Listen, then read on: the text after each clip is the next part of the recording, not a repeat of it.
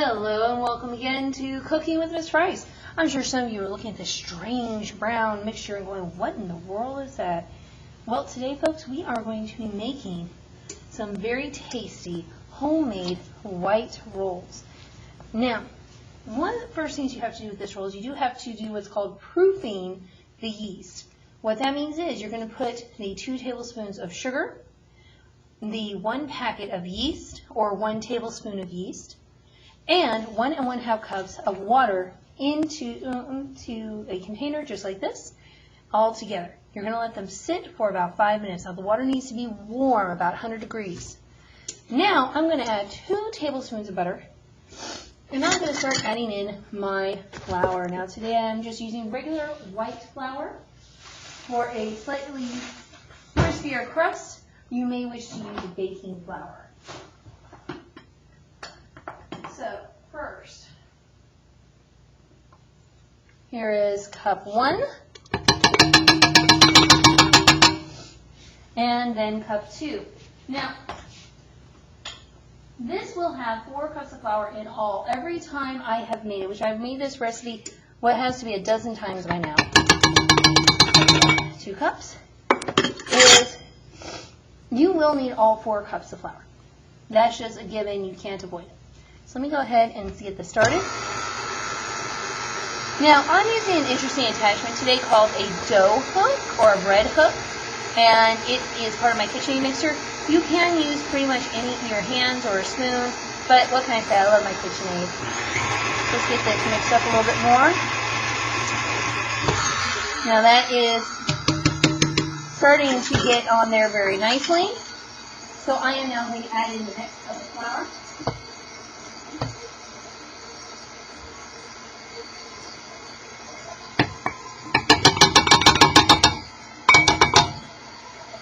And once that, it looks like it's been incorporated in a little bit, which you can speed up the process ever so slightly.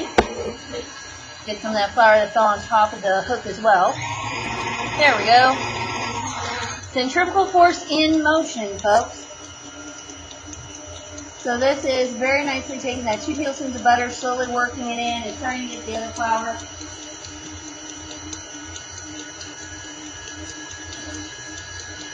I'm going to turn this down just 1 notch. Last cup of flour. There we go. Now I'm going to turn this up for just a minute and let you folks watch, but we are looking for this flour to fully incorporate into the dough. And then this dough is going to be hitting with so much centrifugal force that when it is ready, it's not only going to have good elasticity, but it is actually going to hit the sides like it's slapping. So here we go.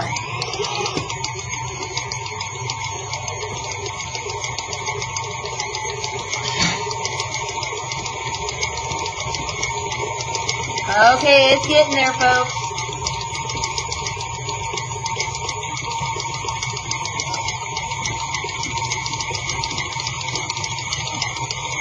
And it's going, it's going, it's going. Woo! It's trying to escape. Like watching somebody try to wrestle a snake. Okay, here we go. A little faster now. I'm holding it steady. Ah, you hear that lovely clapping sound? That's what we're looking for, folks. We'll now turn it down. I'll unplug it because the last thing I want is this thing to go off on me and get my fingers. We will take all this dough with the dough hook. Now I like to check. This currently feels like it's very stretchy. Like I would have a hard time breaking it apart, and that is exactly where we want it. And then, well, then we have to wait for the dough to set for 20 minutes. Now I'm pretty sure you lovely folks here do not want to see that. But I will tell you, ooh, sorry, I forgot to mention, there is one fun part about this, which is you're going to have to get a good grip on your bowl and make sure you can get it out. Now, what are we going to do with this?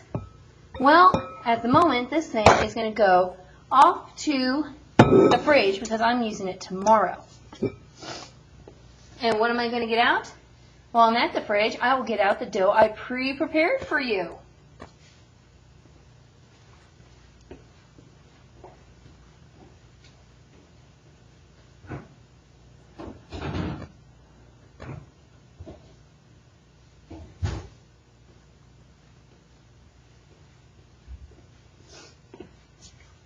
And voila, 20 minutes have magically passed. Or not, we just got the dough from the fridge, obviously. Now, you really don't have to do anything to this dough. The recipe I originally got this from suggested that you take this and you cut it into quarters and then cut those quarters into several pieces each to get about 24. But me, I'm just going to grab this. I'm going to knead this ever so slightly. I'm going to try not to knead it too much. And I'm honestly just going to go and pinch off about golf ball sized pieces. So where are these pieces going to go? Right here on my cookie sheet. Let's see if we can't get a better angle there. There we go. You're looking at it a little upside down for me, but I think you'll do well. Now you'll want to set these close together. By setting them close together, you'll actually help them rise a little bit. Here we go. And again. And this really does not take long. Really, if you have a kid that can do this, they'll love it. They'll have a blast. And the best part is these rolls, you just wait for them to rise a little bit. By the time your oven has preheated, the dough will have risen enough to just put straight into the oven and go from there. Now I will notice I'm not using parchment today. I'm feeling brave. I have a very wonderful nonstick pan, so I'm just kind of plopping these on here. Now if you break this apart very nicely, you should end up with about 20 to 24. Now I'll admit I'm not the greatest at getting these completely consistent, so I tend to have closer to 21, 22, but that's my own fault. If you divide it perfectly nice and even, you should be just fine. And, oh, it looks like I only made it to 18 today. That's fine. We can have bigger rolls than usual. Now, there's a little something extra you got to add on top of these. What you're now going to add is some melted butter. Get melted up, nice and fresh from my microwave. I'm going to mix it up. And I'm going to just brush it on there. I'm just going to be generous. I'm going to just slather it on. This will help give it a nice brown coat when it's all done. Not to be confused with the brown coats on Firefly, folks. Here we go.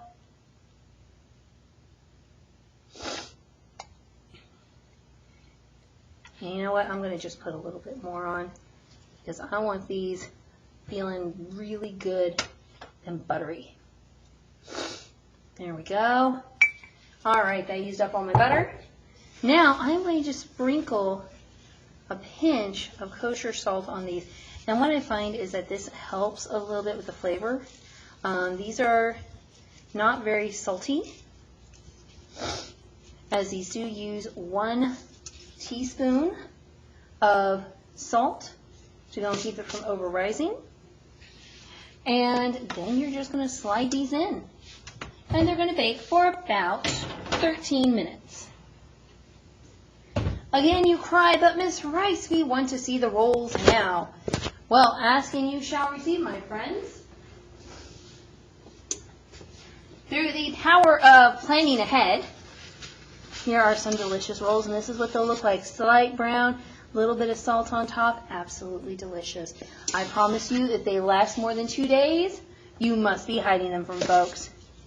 All right, well, I hope you have enjoyed this. Enjoy making homemade bread that is super easy to make, and bon appetit.